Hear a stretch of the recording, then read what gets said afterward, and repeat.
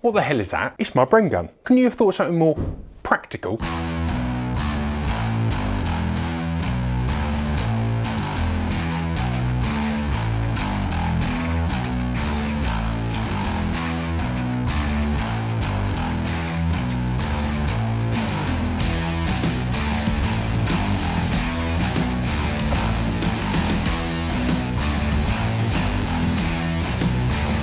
So I'm going to open with a broad and sweeping statement. And it is this. This gun and this series of guns, this maker of guns, are the most undervalued and best buyable over and unders on the market. This is a Nikko Shadow, there's Nikko 5000s, there's a couple of Indies, there's all sorts of Nikkos here. These guns, made in Japan in the 70s and 80s,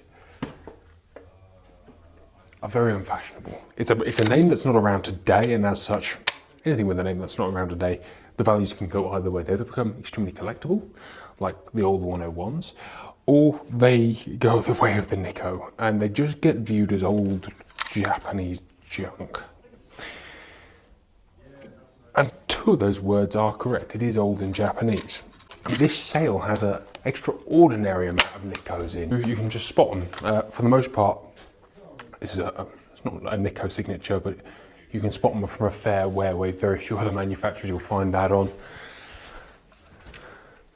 There's a Nikko Shadow Indy. I know we've looked at these before, but just look at the size of that rib. It's wicked. You don't have to have a big fat rib. They do a fairly wide rib, a fairly wide aluminium rib version as well, as opposed to extremely wide. And then they do the 5000 series that has just a standard 8mm non-tapered rib. And 5000 there, I think, is 250. You don't have to spend a lot of money on Nikkos to get a good one. The engineering quality is exceptional. That's all really is. Stop asking what the best value shotgun is. There is your answer. I think Nikko is the answer. You can get some old Winchesters that are particularly good value, but actually pound for pound, these Nikkos, mostly because the eject work's just a little bit more solid, is better. The way they lock up, yeah, they're not fancy. They are not that fancy, but the way they lock up, the way they close, the trigger pulls are crisp, they're heavy but crisp. Their stock specs are relatively modern, maybe a little flat. Just, there you go. Would I rather buy one of these than most stuff out there at the price point? Yes. For £300 or £400, yes.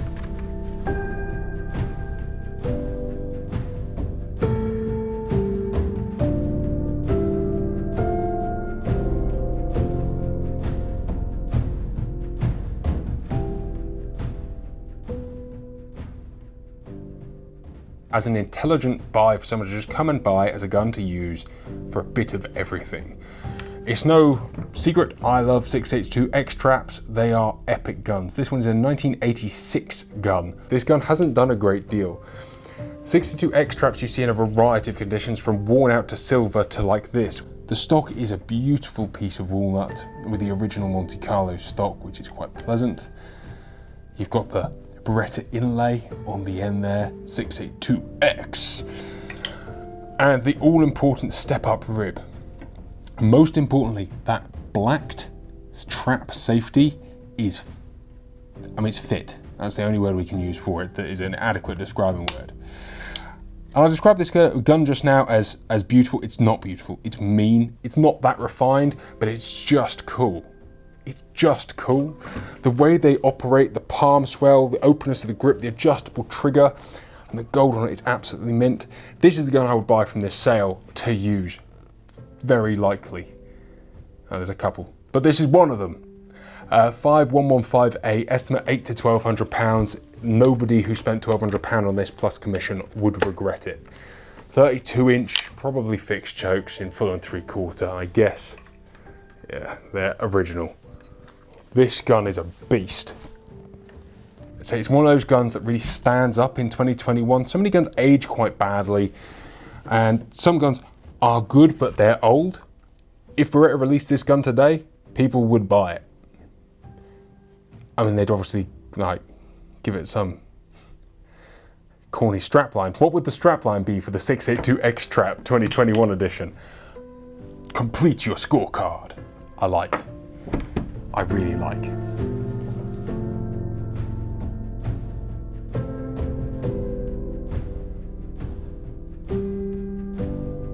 part of the joy of Maruku is the fact that they've changed their specifications year on year and names of the same models year on year.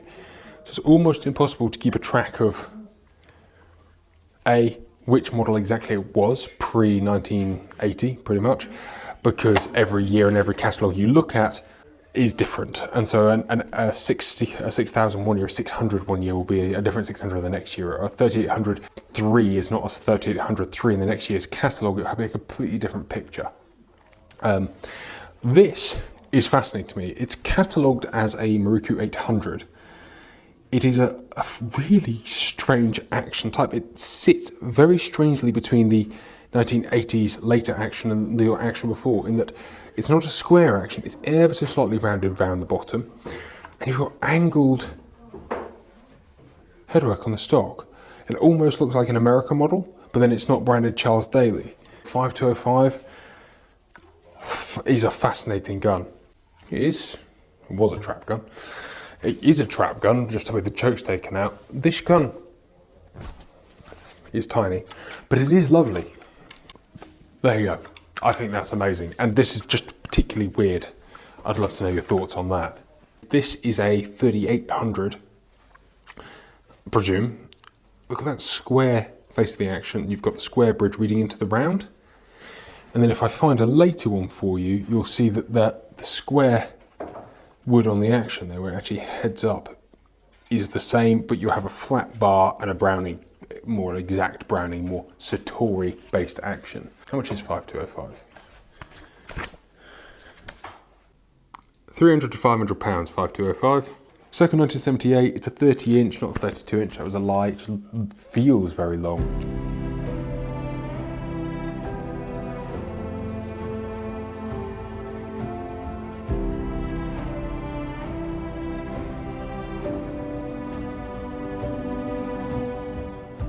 So there was a McCririck in the last sale, and this is a J McCririck of lot 5751.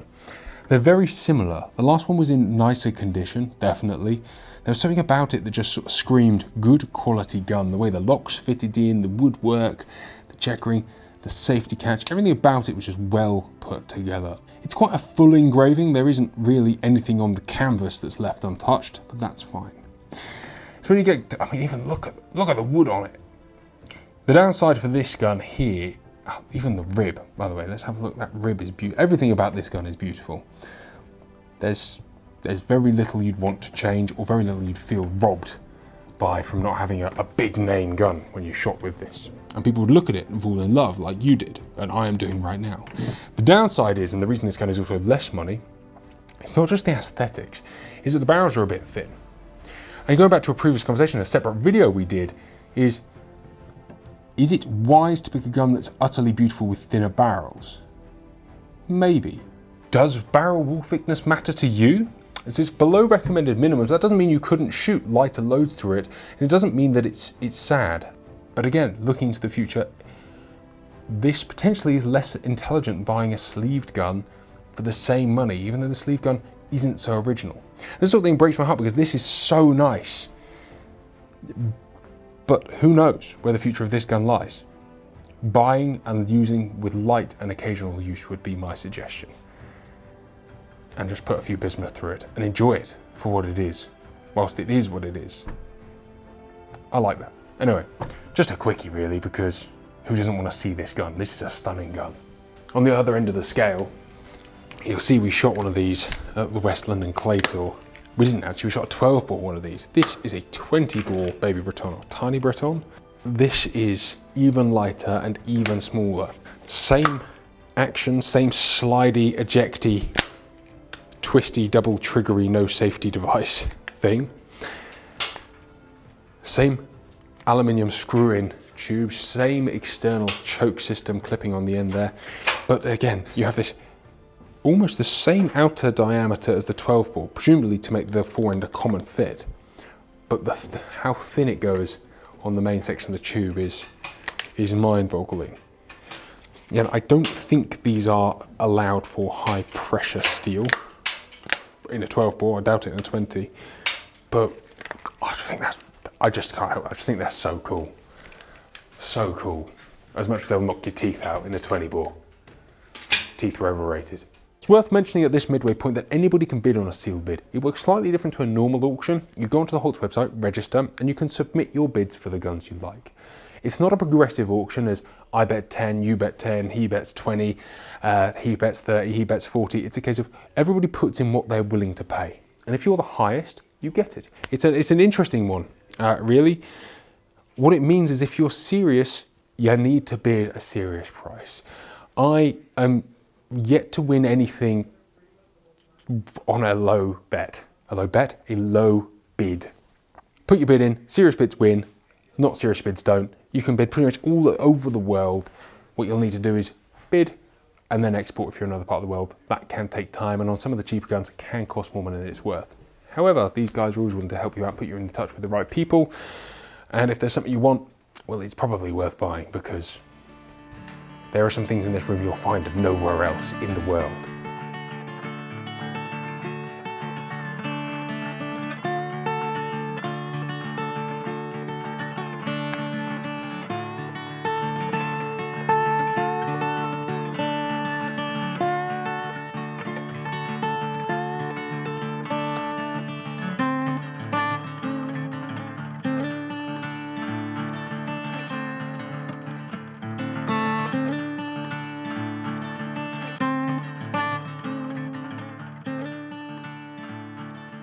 If you're anything like me, you have always dreamed of owning a 19th century double rifle. You read enough books and listened to enough audio tapes of stories from Africa back in the day with people who used to go out into the bush for months on safari with guns like this. This was, once upon a time, a Cogswell and Harrison double rifle. You can buy these double rifles for a lot of money. But they're a lot of money, and for the most part obscure calibers, so you're buying a very collectible antique, and that's a great investment if you have a spare few grand. If you don't, and you want to use what you're spending your money on, this could be an interesting option. This is lot 5306. This was a double rifle, and now it has been changed. And I say changed, converted. Converted, you say, to what? Not a 410 as you may at first think. This is a double barrel 28 bore shotgun that was once a rifle. That's a better way of saying that. Rotary underlever, non-rebounding hammer. You've got bolted safeties to put in there as well, so you can actually walk around with it almost ready to go. Flick your safeties off and away you are, ready to rock. This is a very interesting prospect. As a 28 bore goes, it's probably not a very good 28 bore if you're after a 28 bore side by side. Purely based that those rifle barrels are very heavy. However, what it is, because of that extra weight, is it actually moves remarkably familiarly. The big crack stock is a downside, and the fact that it obviously isn't a double rifle is a downside. And this would have had some beating back in the day because it actually cracked all the way through the trigger guard. Look at the way the trigger guard goes down to that horn grip cap. This is an awesome, awesome gun. It's £500 to £700, and that's the downside, because for £500 to £700 you could buy a lot of other guns. You have to be a bit of a particular weirdo to genuinely appreciate and enjoy what this gun is. And what this gun is a piece of history that's quite usable, but not usable in the way that you want it to be usable if you bought a 28 bore in the first place. But every time you take it out, you can go, it is a really fine gun. And yeah, it's a 28 bore that's not a 28 bore that should be a rifle, but wow. Go and find another double rifle that you could use every weekend at the playground, because there aren't many. And if they are, they're usually shoddily bored out 410s. It's one of those guns that just calls to me and goes, hey, I'm kind of pointless and weird, but you love me. The Jubilee's a bit of a different one, in that it's not a standard fair Jubilee. It is a NEA, a New England Arms Fair Isidoro Rizzini Model 600. I presume this probably wasn't meant for a market, but as you've probably noticed, it's the little quirks that actually kind of excite me about guns. What's doubly cool is this is a 16 bore. I was always a fan of the Jubilee. It's a nice spec, and it's a relatively inexpensive gun as well, but it looks a lot of money. And I understand that it's not, and there's lots of things we could rip apart about it, but let's not be snobs. It's nice. It represents a very expensive looking gun for not a lot of money. What is interesting though is that grip radius looks exactly the same in the pommel as the 12-bore version. In fact, the stock looks very similar to the 12-bore version until about here, where it goes super slim onto the head. And that actually works really well. It doesn't look sexy, and the scale 16 action is thinner and smaller and nice, but what that is, it's just interesting. It goes from thin to fat through the pommel. It's not, it's one of those practicality over beauty sort of things. So it does look out of place, same as the forehand, just looks a little out of place, but it feels great.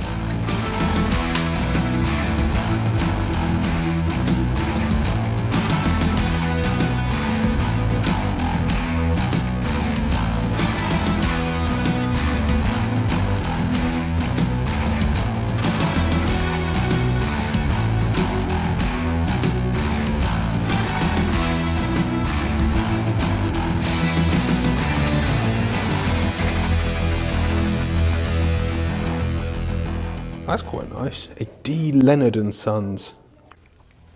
It's pinned through the head. So presumably, yeah, there's a big crack run through the hand there. You've got that beautiful pistol grip, lovely escutcheon. Really nicely engraved actions, side clips, flat, unfiled rib. Like this is a nice, I presume it's 3 inch, or at least 2 3/4. But this would be a really cool buy actually. Well, no, actually, that's lot 5543. And yeah, it's just a box lock, and realistically, it needs a bit of work. It's non-ejector. I mean, the Lewis is a better buy, but I expect this is reasonably priced. I can't help but always be endeared to a flat, unfiled rib. 50 to 70 quid. An AYA Yeoman non-ejector double trigger, 3 inch Magnum, beaver tail forend, wildfowl-y, pigeony gun. And you know, someone of decent stature has extended that in not terrible way out to what, 16 inches probably. And 5619, I'd eat my hat if it was more than 200 quid. Shouldn't have said that. 40 to 60 pounds. Just makes me think of Nick Horton, to be fair. Take one of those chokes out a little bit, ease it a touch, and like you could go and whack steel through that and go and just shoot, enjoy. It's a low cost shooting gun that will last you the rest of the time. AYA Yeomans are amazing quality guns. They really are. 5595, a Leech box lock, sleeved box lock. It's very pretty.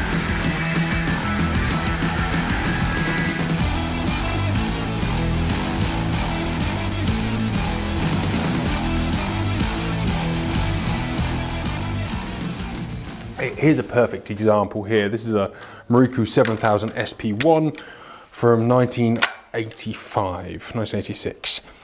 As you can see, square woodwork, completely square action, slightly rounded. It's a really interesting sort of development there that just, when you see something out of the ordinary, it just makes you question. I mean, there's a fake Browning over there. You've probably seen that already. Silence 12 bore. The problem with these guns is they are often bought for work. Often actually by pest control companies, you see a lot of them using these because they're very practical things, or by keepers, both of which don't generally have a great reputation for it. But the Mossberg underneath is a fantastic, fantastic piece of kit. There's nothing to go wrong, and when it does, it's just clip in parts. Like, they are fantastic. It was cool the other day, I saw someone who'd home loaded a 27 gram subsonic for his 410. That is a power move. Tula Imperial, Finish M91. Bored out to 410. It still has the magazine in there, so I wonder if that's section 1. 410 smooth board, dated 1905, 33 inch smooth bore nitro barrel. Interesting, it's not marked as section 1. Maybe it only takes 2 shots. My sausage fingers will never let me know. If you're into bored out into 410, right here is actually something particularly cool. Yeah, 5444. Yes, she is French. I was going to say, it's a very French bayonet. Very pretty. It's certainly an interesting one, brought out to 410. And we found out of all the 410s, and that is including this converted smelly here, I actually have, and again, it's a real issue with the conversions, is you often see jobs like that, and that is less than preferable. They have one of these, and this actually required a little bit of digging.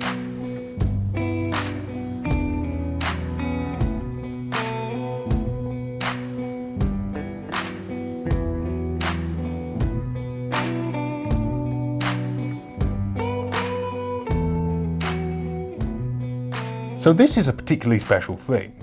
5374, a 200 to 300 pound estimate Ishapur riot gun. This is a purpose-made, this is just a lovely touch, like that little canvas case, a purpose-made single shot 410. And this particular one is so unbelievably tidy. RFI. 1948 410 made. This was purposefully built as a 410 and I love it. It's so unbelievably tidy. If ever there was a time, a number 1 Mark III, 1942 GRI, and then as I say, the conversion there is RFA 1948 to a correct 410. What a awesome thing. I think so anyway. Again, is it better to have the old SMLE in there that's been converted and a bit of a dodgy weld going on that's just a single shot, or is it better to have this, the real deal, properly converted 410? I don't know, but what I do know is this puts a bit, is it alright, maybe we should have like a smileometer. You know when you look at a gun and your cheeks start hurting and you go, there must be something about it that I can't put my finger on that just, yeah. Certain guns seem to have this untangible bing off the top of the smileometer, and this is one of them, and I can't really tell you why because I don't know, but yeah. Slightly fascinating gun thing of the day, and this is a Antica Fabbrica d'Armi Brescia Luigi Franchi. The cool thing about this, right, have a look at that, a little push lever. That's kind of a, I know that Frankies aren't the sort of thing that you sit and dream of, but that is a beautiful piece of gun making right there. Everything nowadays is done on huge hoops and mass production. That is probably hand fitted and filed, and just a nice little touch. This gun reminds me of you. And look, this one also reminds me of you. What does it say? Lame. Right, move on. Oh, we'll add it to the list of Frenchy French things. The most ridiculous opening system in the world. That's literally just a pull-back catch that locks into the top there. Oh, that is locked in. Look at that, how beautifully that's put together. It is inherently, with the two floating 410 barrels and the stupid wing opening system,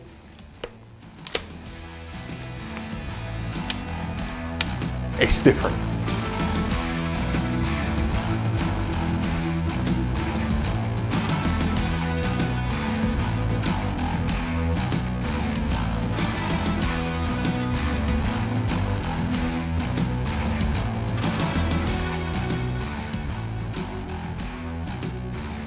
This is a Winchester Model 42 410. It's a takedown edition. It's obviously on a firearms certificate, over 3 shots, 26-inch barreled, made in 1933. It's a pump action 410, but it's really nice.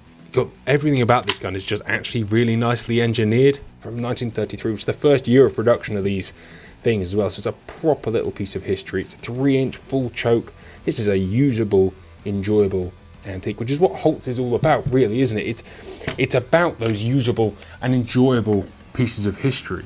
Would it be criminal to turn it into a 3-shot? You tell me.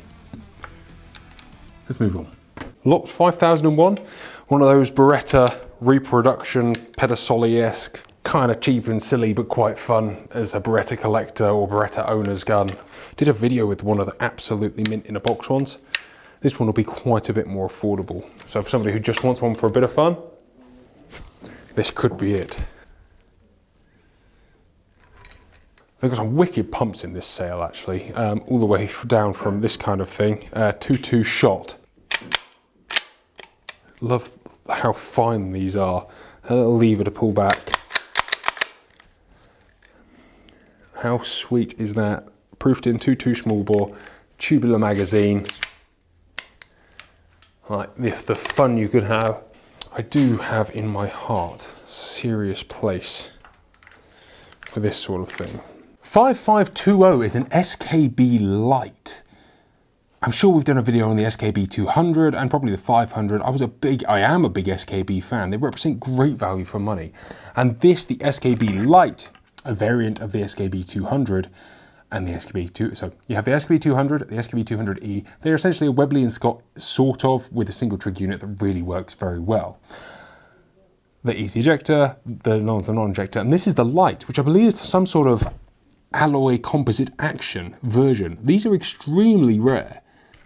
Often you get asked is what's a good single trigger side by side? I want to try one out for not big money. And this is valued at 30 odd quid in the auction. That is insane. These are fantastic, fantastic guns. I personally would go for a standard 200, but the light in itself actually probably looks way more modern. This gun was made in the 1960s. You get a pistol grip, a single selective trigger, a raised barrel rib. This is a cool gun for £30. What I really like about the SKBs is the way that actually that fat trigger unit comes down fully tapered into the trigger guard, and how the trigger guard actually slits out. It does make that whole woodwork feel look epic. I think just looks at that. It looks $1 million for 20 or 30 pounds. Every part of me is kind of drawn to it just because of how Chad it is. But, you know, I guess it says a lot about me and how childish I am. But it's cool, 4, 5, 6, 8. Proper old Blaser. 16 and 7x65R. This old Blaser is particularly nice. Like, the quality of workmanship is really very well put together. 16 bore and a 7x65R. Fallow and partridges. A Diana P1000. These kind of came and went without incident. Not many people bought them, they were fairly expensive. But the concept is good, like they're actually a great gun. Webley Eclipse. It's a lot lighter than I remember it being. I remember them being very heavy. It's my first ever air gun was a Webley Eclipse. The push-up, flip-up breech just gave you that such confidence of accuracy when you put your pellet in there, tiny transfer port. Like, it's just a beautifully put together gun. I thought back in the day. This is a 177 Mark 1 with the push forward underneath there. I remember, Christ, the mischief that we got up to with that Webley Eclipse. Just a fantastic gun. They had this cute kitsch little silencer on the end as well. I just think that's beautiful. Stubby, and the first thing you did was take it off and try and upgrade it or do something else to it.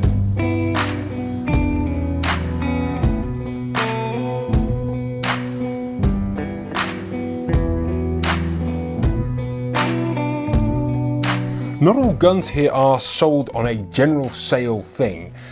If a gun is out of proof, it is sold as a stock action of forend, meaning the barrel will have a big cut in it, or you will not be able to get the barrel, or have to go to a dealer or something like that. This is an example. This is a Husqvarna 1890 built rolling block 16 bore.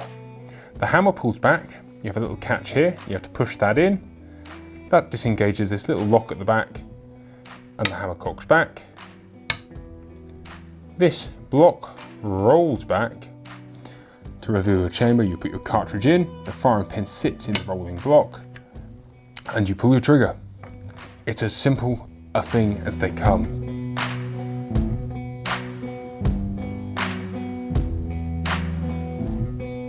This is quite cute as well. C9A in 5.0, 20 caliber. I've had a few of these over my time, but this one's quite cool. You got your little peep sight on the front there. That's a lovely addition. The Williams peep sight onto one of these. There's quite a few of this sort of thing in this sale. custom-ish Mausers. This is a Mauser Kimber crossover jobby. It's quite interesting. I wouldn't say lovely, but interesting. There is one gun here that I'm looking for that is unbelievably cool, actually. Just by proxy of the amount of time that someone's invested in this. Just looking at this magazine, those who know will know that this is a Steyr Mannlicher. These old plastic magazines have a helical arm or a swinging arm that pushes the magazine round, a rotary magazine. The magazines are made of plastic that only could be made back in the day when this was made, that turns brittle if you look at it or it touches one piece of sunlight or goes below 3 degrees. Unfortunately, they also made the floor plate out of this and the actual magazine well and the trigger guard. Somebody in this instance, and this is where this gets fascinating, has machined an aftermarket aluminium magwell and trigger guard. The sheer amount of work that somebody has put into making this one-off custom thing is wild to me. A man who was very rich in time, perhaps. In fact, somebody with a Mannlicher should buy that, take that piece out and throw the rest in the bin. This is a little bit different. A Mauser M96. These are legendarily annoying, but the concept's quite sweet. The problem inherently is to get your eye right, it came so close to your face. There was also some complications with the bolt being a little bit finicky, but the concept of a straight pull Model 96 243 is sound. Like, it's a great straight pull, and they are not worth a great deal of money. You get all the benefits of straight pull without, you know, some of the necessary cost implications.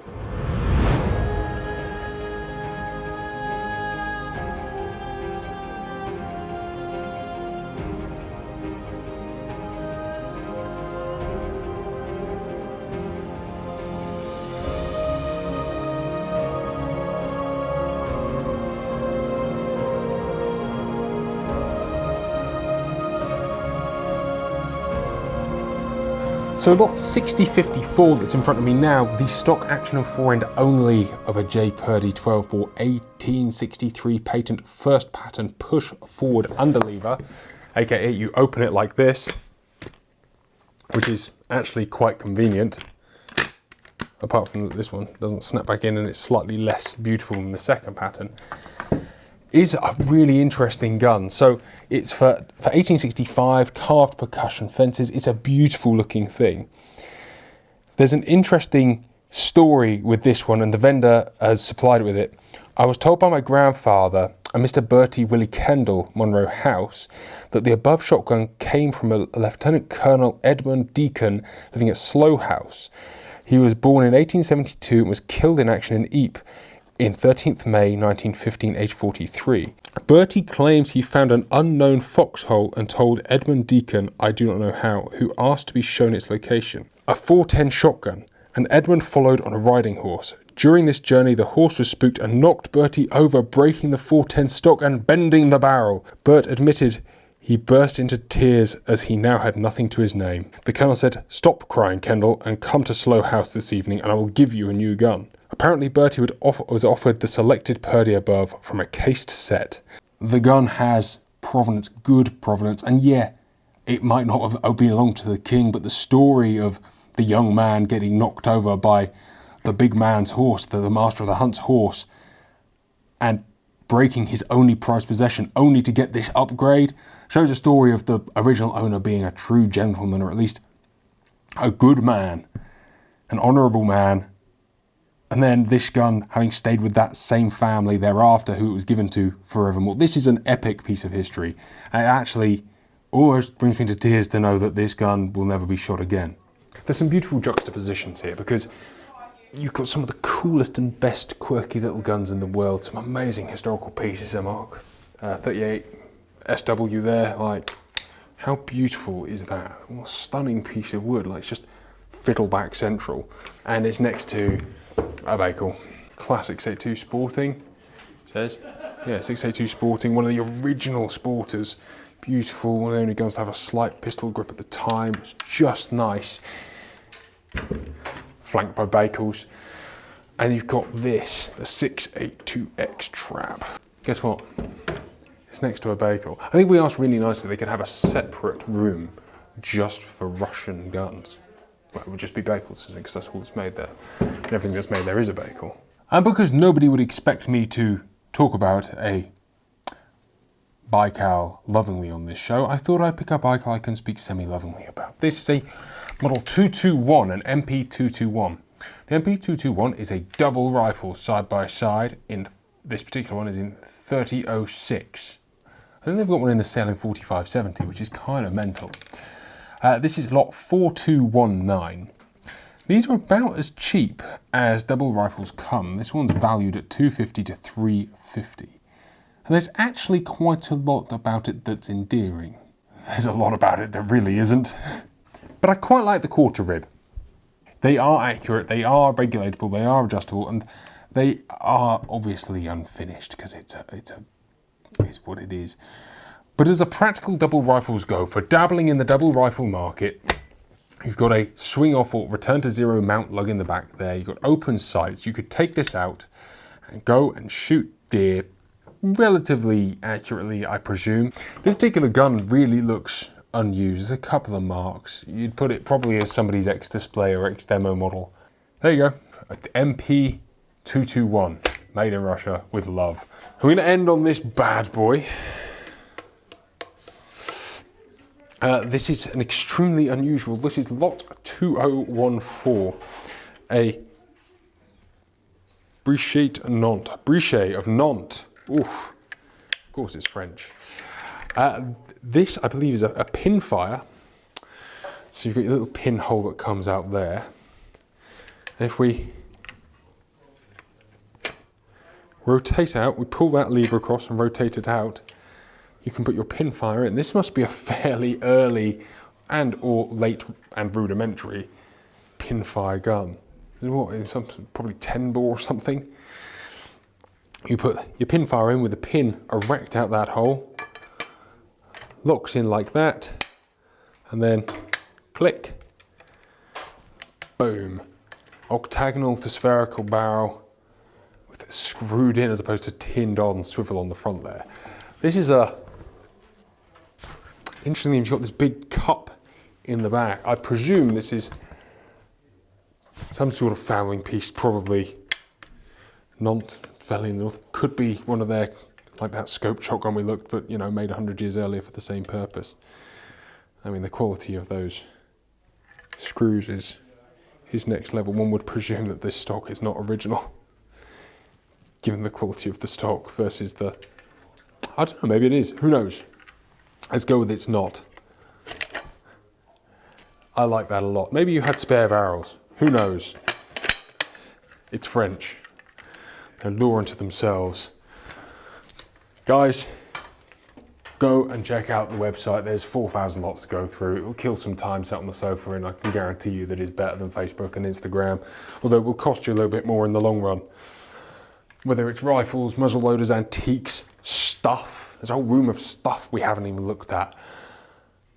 Shotguns, air guns. The world is your oyster. There is something here just to tickle your fancy. Hell, they've even got a cannon.